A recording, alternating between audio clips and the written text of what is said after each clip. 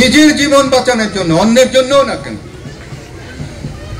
আপনারা আপনাদের জীবনটাকে অন্তত ভালোবাসেন। কেন ভালোবাসবেন? কারণ হলো যে আমার যে স্ত্রী মারা গেছে সেটা শুধু আমার স্ত্রী না, কিন্তু সেটা কিন্তু দুটা সন্তানের মা ছিল, কিন্তু দুটা সন্তানের মা ছিল। এবং এই দুইটা সন্তান যে পরবর্তী সময় কি কষ্ট করেছে সেটা আমি জানি, আপনারা হয়তো জানেন না। যার ঘটে নাই সে কিন্তু জানবে না, সে কিন্তু বুঝতে পারছে না। কিন্তু যখন ঘটে যাবে তখন কিন্তু আর কিন্তু করার কিছু থাকবে না। তো কাজে ঘটার আগে দিয়ে আপনারা দয়া করে আপনারা আপনাদের নিজেদেরকে রক্ষা করার জন্য আপনারা, আমি বললাম না যে আমি এইগুলো বলতে পারতাম আপনাদেরকে কি করা দরকার ছিল, কি করা উচিত, যেহেতু সময় নাই আমি আপনাদেরকে আর বলতে পারছি না।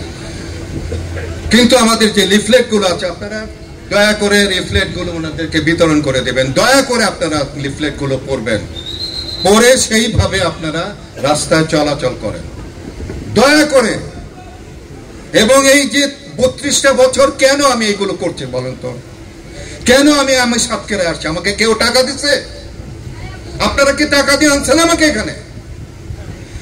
কারণটা হলো গিয়ে যে আপনারা আমার ছবি দেখতেন, দেখে আমাকে ভালোবাসতেন বলে আমি ইলিয়াস কাঞ্চন হয়েছিলাম। যে কারণের জন্য আমি ইলিয়াস কাঞ্চন হয়েছিলাম বলে আমি চিন্তা করেছিলাম যে এই মানুষগুলোর ভালোবাসা যদি আমি না পেতাম তাহলে কিন্তু আমি ইলিয়াস কাঞ্চন হতে পারতাম না। তো কাজে এই ভালোবাসার প্রতিদান দেওয়ার জন্য কিন্তু আপনাদের কাছে আমি বারবার ছুটে আসি। তো সেই ভালোবাসার জন্যই, সেই ভালোবাসার দাবিতে আপনাদের কাছে আমি আজও এখনো পর্যন্ত আমি আপনাদেরকে অনুরোধ করছি, দয়া করে আপনারা আপনাদের জন্য নয়, শুধু আপনাদের পরিবারের কথা চিন্তা করে, আপনাদের যদি ছোট ছোট বাচ্চা থাকে কিংবা আপনাদের বুড়া বাবা মা যদি থাকে তাদের কথা চিন্তা করে আপনারা সড়কে কিন্তু ঠিক মতো চলেন প্লিজ ভাই, প্লিজ।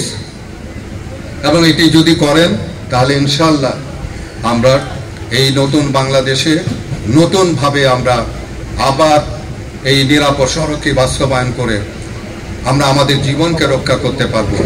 কারণ হলো গিয়ে যে এই সড়কে যে সমস্ত মানুষ মারা যায়, যে পরিমাণ মানুষ মারা যায়, অন্য কোনো বিষয়ে কিন্তু এত মানুষ মারা যায় না। প্রতিদিন অন্তত 35 থেকে 40 জন মানুষ মারা যায় প্রতিদিন। কোনো যুদ্ধেও কিন্তু এত মানুষ মারা যায় না, কিন্তু কোনো যুদ্ধেও পাবেন না কিন্তু এত মানুষ মারা যেত। তো সেই জন্যই আপনারা আপনাদের জীবনের মূল্যবান জীবনটা, আপনার জীবনটা শুধু আপনার নয়, আপনার পরিবারে, আমাদের রাষ্ট্রের সকলের কিন্তু আপনার জীবন, এই মূল্যবান জীবনকে রক্ষা করার জন্য যা করণীয়, যেভাবে করলে পরে, যেভাবে চললে পরে আপনি বেঁচে যাবেন সেইভাবে চলার চেষ্টা করবেন। আল্লাহ হাফেজ। আল্লাহ আপনাদের আমাদের সকলের মঙ্গল করুন।